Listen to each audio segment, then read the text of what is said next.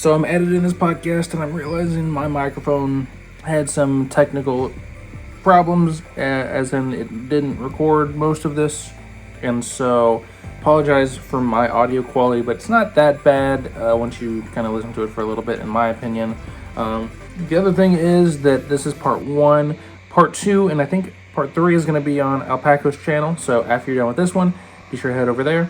Anyway, get some snacks, listen to this in the background, whatever, and enjoy this discussion.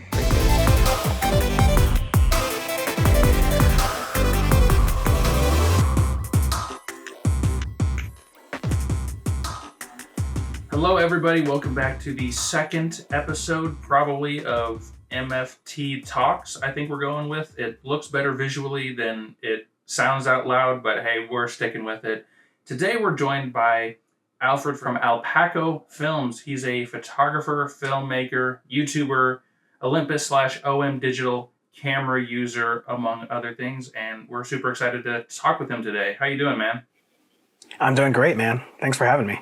Yeah, it's summer, it's busy season. It sounds like we've got a lot on our hands, but we wanted to, kind of do this to talk about the subject, which everyone probably knows from the title of these videos, whether it's my channel or yours. We're talking about the future of Micro Four Thirds. People say it's dead, people say it's alive.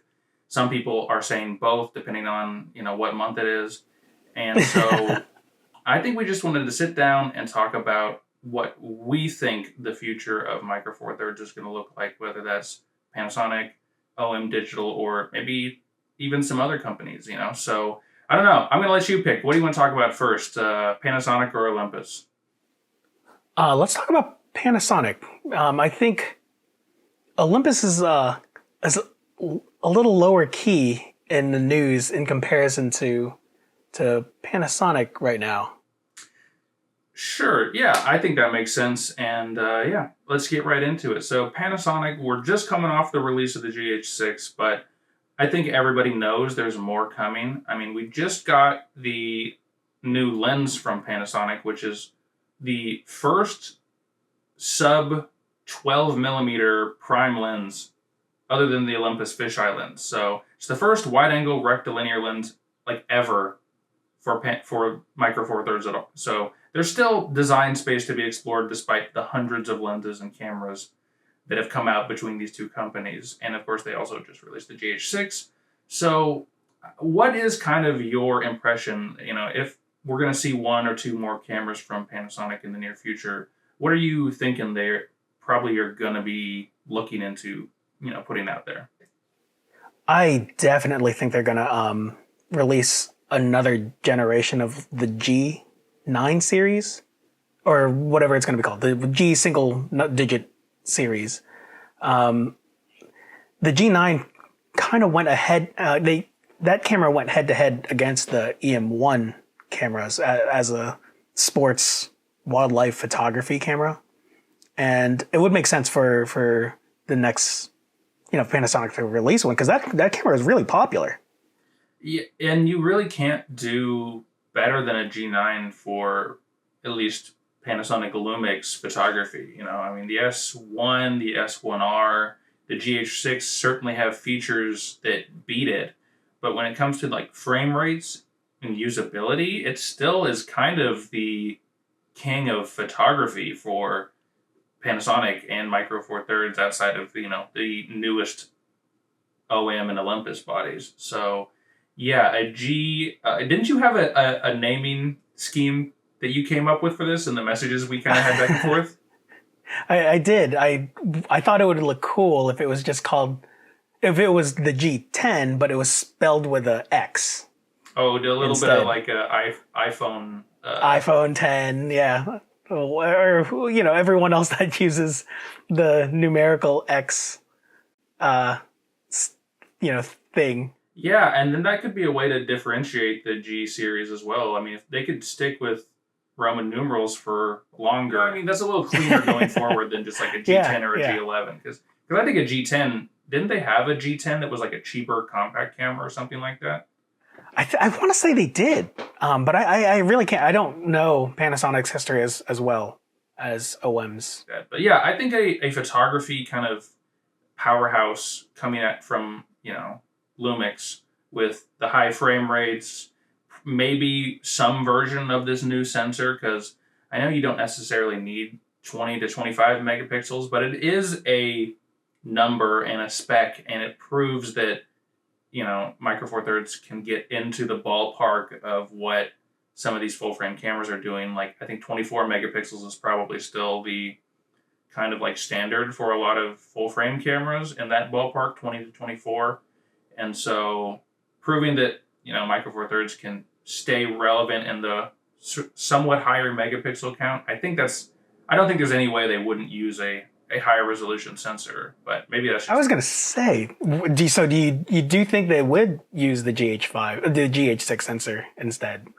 Or some version of it, it's all about the fast readout, the high data rates, all that sort of stuff. So I think just like the G9, the G9 has a pretty similar sensor to the GH5. I don't think it makes sense for them to use an old sensor, because just marketing wise, I feel like they'd get flack from like, oh, they're using a 5-year-old sensor. And it also probably doesn't make sense for a company the size of Panasonic to develop a new sensor that other than the one they just developed, so part of me feels like it might not be the same sensor, because again, for photography, I doubt the like dual switches for the like dynamic range boost and things like that makes much sense for photography. But I'd say a modified GH6 sensor seems likely to me, but I don't know. What are your thoughts on that? I know it's unlikely, but I feel like it would be a smarter route to buy the same sensor that OM is using for the OM1, the 20 megapixel, quad pixel hybrid sensor, just because they now know that customers do want hybrid autofocus. That was one of the things back with Panasonic is when they were developing the GH6, they didn't realize that so many customers was going to want a hybrid sensor. But now that they know, I think it would be a smarter and cheaper route to just buy an existing sensor, develop their firmware for it, and work around that. The OM1 sensor is pretty phenomenal when it comes to high speed photography. The only camera that really touches it is the Z9, and even then it's limited in terms of speed. And we have been seeing a fair few advantages from like the OM1 to the GH6 when it comes to the lower ISO noise performance, some of the dynamic range things. Like when you're using the cameras in ideal circumstances, the OM1 does seem better than the GH6, and the GH6 sensor is super quirky when it comes to like the higher ISOs perform better from noise and things like that than the lower ranges. And the OM sensor is subtly better in a lot of ways, even if it doesn't have that extra 5 megapixels, which again, I think is not that big of a boost up. It's a nice spec, and I think it was important for the GH6 for some of the resolutions they're providing. But when it comes to photography, it might be not the best sensor. So I think either way, we're in agreement that some kind of G9 successor is probably one of the more likely cameras that Panasonic would be releasing in the near future. Yeah. I think they really should. I forgot about the GX series. They also already have like a GX series. GX9, GX85. Are those? Oh, is that the same as the G85, or is that something else? No, those are more like they kind of look like tiny little Leicas. They're rangefinder style cameras. Yeah. Man, I forgot about those. Those are GX series, and those are phenomenal cameras too. Those are awesome, like little street photography cameras. I can't believe I forgot it, because I used to have a GX7. That was one of my favorite cameras of all time. Yeah, it definitely seems like Panasonic, Lumix, Olympus, they're going to have to be niching their camera divisions a little bit more. And how they do that, I think, is going to be interesting to watch, because it seems like they're trending towards getting their big flagships to get people excited right now. But it's like, what else are they going to be releasing that might be catered towards different shooters and different types of, professionals or, consumers or casual photographers and video people or whatever. Because Yeah. there's a lot of cameras that already exist, but a lot of them definitely could use some refreshes and some updates out there. Yeah. Yeah. And talking now, I don't know if it would be a smart idea to, just because how much money does it take to develop these things? And, a lot of OM and Panasonic aren't exactly the richest companies in the camera business right now. So, how smart would it be to actually develop all of these cameras? Now, niching out would be the best, is really the only thing they can do right now. And I think it's a simplification thing as well, just instead of having like 7 lineups, have your pro video, your pro photography, and then maybe a more budget version of both of those things that's still like decent, because I think there are people that, just for me personally, I would love to keep using, and I probably will, to be honest, but I would be more encouraged to use some of these cheaper cameras if they have the updated interface. I've got, I can't remember if I've talked about it on the channel much, but I've got the G100 recently, and a lot of the menu isn't fully updated to like the modern Panasonic standards, but it's a lot closer than something like the GH4, which is really old at this point, and obviously they can't just install the new, operating system like that. But just having a familiar layout between the cameras is nice. So if an updated, more budget camera came out and had the same menus and color profiles and all that kind of stuff, even if it was a little more limited, I think it would still be appealing to people as like a second or third or fourth camera or a travel camera or things like that. So there's definitely still markets for things like that. I think it just is like simplifying those lineups down to just a couple things rather than have like, how many series of cameras has Lumix come up with over the years? The G single number, G double number, G triple number. They've got different European and American naming conventions. I think it's just too much for the average consumer at this point to like dissect what the differences are. It is. And what's crazy is like each pocket of those series of cameras have their own like really strong fan bases. Yeah. So there's a group of people that really want to see another GX series, that want to see another G series, and obviously the GH guys always get what they want. Yeah. Except for autofocus. That'll come in time. And honestly, I never really understood. I never really understood that. Just I'm not a regular filmmaker, but when I do film, I mostly use manual focus. Even as good as Olympus is with their autofocus, I just don't. It's never what you want it. It's not the same. It's not the same. I prefer manual focus no matter what. And honestly, I at this point, I think it'd be a waste of money just because it's not even really a guarantee that the hybrid autofocus is going to perform well. So that'll be an additional resource. That's additional resources that would have to be maintained for that. If you look at Fuji, they don't even have the best autofocus, and that's a hybrid autofocus. Nikon, or Nikon, however you pronounce it, their Z lines they weren't really performing great until the Z9. So it's just not really a guarantee just because it's a spec. Yeah. Even Sony had issues back in the early days of their system. So, and have constantly had limitations, So speaking of Sony, they are a good example of how some kind of contrast-based plus something else could work really well, because I don't know if a lot of people know this, but Sony is contrast-based for certain modes and certain things and situations, and it does assist. So, it is technically possible, but is it just financially or resource practical for the GH7 or some future camera? And I'm sure they're looking into that and going to be making that decision very soon if they haven't already behind the scenes. It's just going to be another 5 years before we find out about it, probably. Yeah, most likely. Most likely. Unless they surprise everyone and I know it takes time for these things, but they probably already started putting resources towards it, so it'll probably be faster than that. Yeah, exactly. So I want to move on to my prediction for Panasonic, which same as you. I think there's a successor to the G series coming for sure, but I also think if you look at Panasonic and their trends, I think it's almost certain that a box version of the GH6 is coming out, so the BGH6 or whatever you want to call it.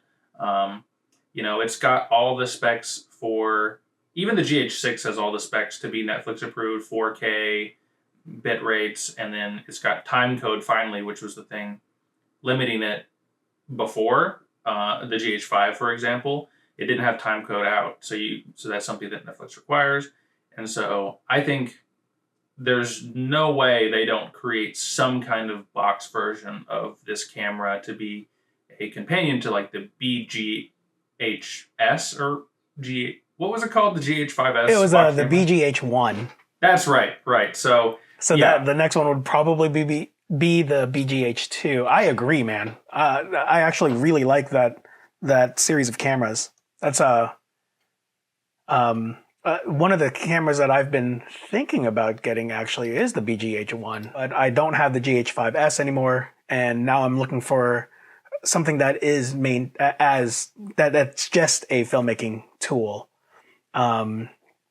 So the BGH1 is something that I was looking at, and we've talked about it before. I'm thinking about also getting a GH6, but I don't know. I'm still up in the air. There's a lot of cameras out there, and while I don't now that I'm not really like dedicated to one thing, I can explore a little bit, Yeah, and I guess I'll take this opportunity to say you've got your own sort of podcasting sort of ideas going into the future here with a few specific projects, and so maybe that'd be something we could talk about a little bit more and really go through the list of requirements you've got and really try to narrow down your list of cameras, because we both know way too much about this stuff not to talk about it. So if you guys want to see that kind of discussion, maybe over on the Alpaco Films channel, definitely keep an eye out for it, and I'm sure we'll be talking again about this stuff soon for sure. Yeah. So yeah, I think I think those are definitely the two most likely Panasonic Micro Four Thirds releases this year. Some G9 Successor, some type of box camera, which is literally just going to be that GH6 sensor repackaged into that box format, which is really nice for a lot of different things. And so then you could get the BGH1 and then the BGH, whatever they call it, for your good low light and image quality stuff. And then if you want the dynamic range boost, or you need, approaching like the almost 6K resolutions and stuff, you would go to this new box camera. And so if they do any kind of budget stuff, we'll see. But in terms of pro cameras, I think those releases in the next year or so are pretty likely. So I was wondering, speaking of, the niches and all this stuff, I think we should go maybe talk about lenses a little bit for Panasonic Lumix. What kind of stuff do you see, if any, them putting out in the near future? Because we talked about it earlier, that little 9mm they just released. That's a really unique little lens. And like I said, besides, there's no prime lenses, like wide-angle primes for Micro Four Thirds, which is kind of crazy to me. Like, how much money has Panasonic and Olympus lost to Laowa just because of that 7.5mm?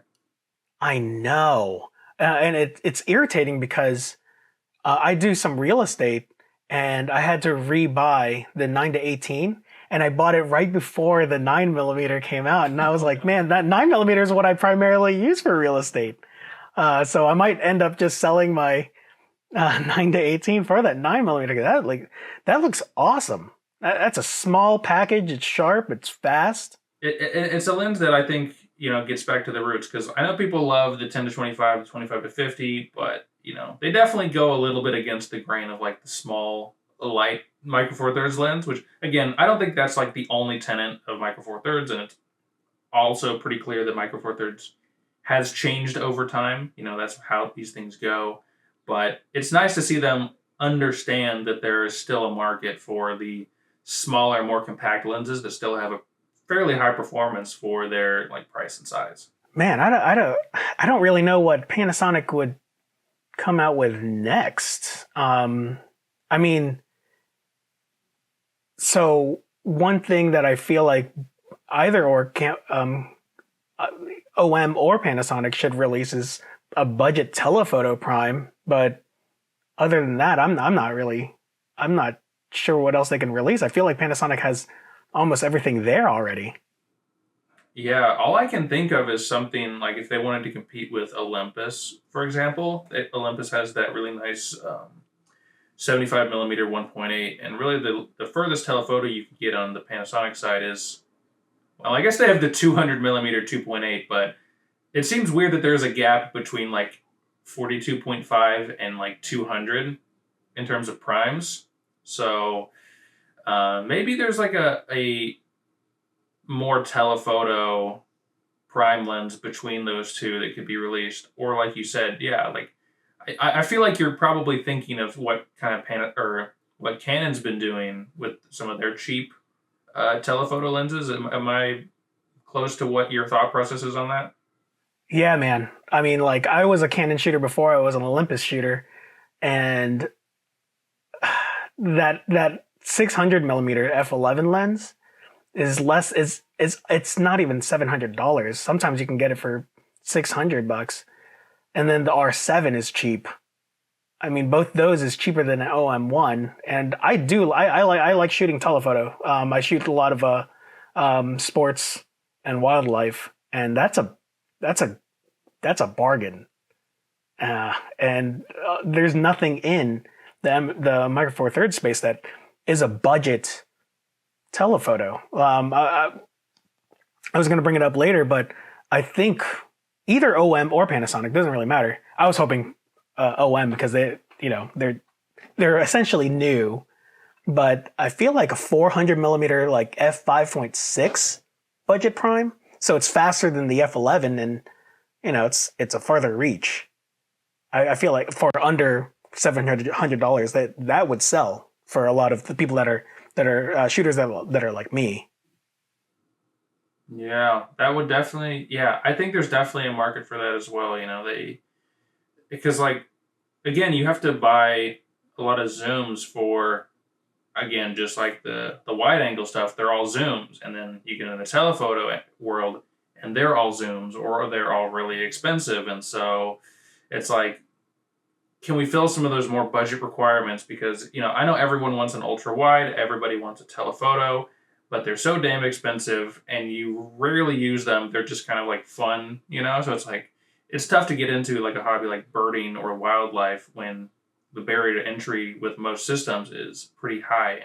Going into that niche element, Panasonic, again, I think they are really focusing in on the video and the professional photography potentially soon. And so, honestly, that was the biggest frustration I had working with Panasonic until very recently, was the fact that they are a company that produces video-oriented cameras. And in my opinion, until very recently, there was only 5 video lenses for Micro Four Thirds, and those were the Leica 10-25, the Leica 25-50, and then the 1.2 Pro primes for Olympus. Everything else just fell a little short for me, whether it was fly-by-wire or clutches that didn't work as well as you wanted them to. Like, I think the Olympus 17mm had a clutch, but it was like a little bit hit and go, and accuracy and stepping and things like that. And so I just was like, these are things that I can't get around, like these fly-by-wire and all these other things. But the update that let you program linear focus into a good percentage of Panasonic's existing lenses turned almost like half their lenses into fully capable video lenses. And so that was that's a little bit of a tangent, but I was like, how can you produce a video focus system when Panasonic really had only produced like 2 lenses that I considered like good for video? They're all usable, but they were clearly like photography lenses. Yeah. I'm actually surprised that they don't have more just dedicated prime lenses. I mean, I get the 10 to 25 and the 25 to 50 are great. They're fantastic lenses, and they're basically as sharp as primes. But I'm surprised they never released a pro prime to go against like Olympus's lenses. Just because Olympus's the 1.2 lenses, they're pretty chunky. But Panasonic's, like, for example, the 225s, the 25 millimeter f1.4 with the Leica one, that's actually pretty small. I'm surprised they didn't have a variation of that as a prime. Well, and then the Leica 15 millimeter. Oh, sorry. I mean, like something fast, like at a 1.2 or something like that. Oh, gotcha. Yeah. No, I agree for sure. And I think that, this is a pretty good segue, but there was always that rumor, and I've been wondering about this rumor for a while, if it was just like slightly mistranslated or whatever it was, but that Panasonic rep did say something about a revolutionary new primes coming to the system. And so to me, that screams like video primes, like the aperture ring, the clutch, the things we see on the 10 to 25 and 25 to 50, and the Olympus Pro lenses. And in my wildest fantasies, I was, because just like we talked about with Laowa, I think about these things in terms of like, who are you losing money to?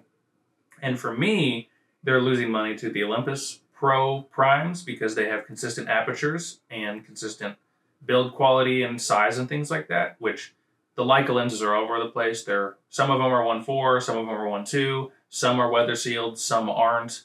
Like, some have aperture rings, some don't. I think, sort of putting those all in a similar form factor for filmmakers who do photography and need autofocus and like native lenses, I think is really nice. And my sort of pipe dream for that is they're all like f1 lenses as well, to go up against the Voigtlander lenses, for example, that are all f.95. If they could do what Fuji did and get a clean f1 to get an f2 like full frame equivalent depth of field, that would be pretty big, I think. Oh man, no, that would be huge. Man, that's kind of exciting to learn to like just think about. I know. Ever since I saw that quote, I was like, what focal lengths would they be using? What apertures? What would make these revolutionary, And, I've been thinking about it for a while, so I can't obviously confirm any of this. And again, it could have just been executives talking or a rumor or a mistranslation, but it stuck with me. And even if they're 1.2, again, just having like fully featured aperture, everything I said before, consistent weather sealing, great minimum focus distances, and a full range as well, like a usable range, not just one lens, I think would be pretty interesting to see if they could actually make that work, almost like hybrid cinema lenses almost, like you could almost kit these things out to be on a music video set or something like that, in my imagination anyway. Man, that would be wild. I was actually going to, and one of the things that I wanted Olympus to do was to get into lens making, but that'll be I guess that'll be for when we start talking about what OM should do. But oh man, dude, that would be wild. Yeah, well, we can all dream, right? And speaking of Olympus, we're going to be talking about the future of OM Digital and Olympus over on the Alpaco Films channel. So that's going to be part 2 of this.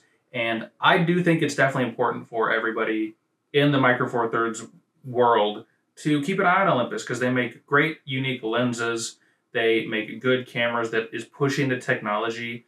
I wish them and Panasonic worked together a little bit more. But I know. I still think it's important for everybody to keep an idea and keep a good tabs on what Olympus is up to because, the competition is what I think keeps Panasonic and Olympus both sharp. And so definitely after you're done watching this episode, head on over to Alpaco Films and check out part 2 where we're talking about the future of Olympus and maybe talking about what some other camera manufacturers might be able to do with the format if they went into it, maybe like Blackmagic or some of these other cameras that have experimented with Micro Four Thirds as a format. So anyway, that's the end of part 1, and we'll see you guys back on part 2.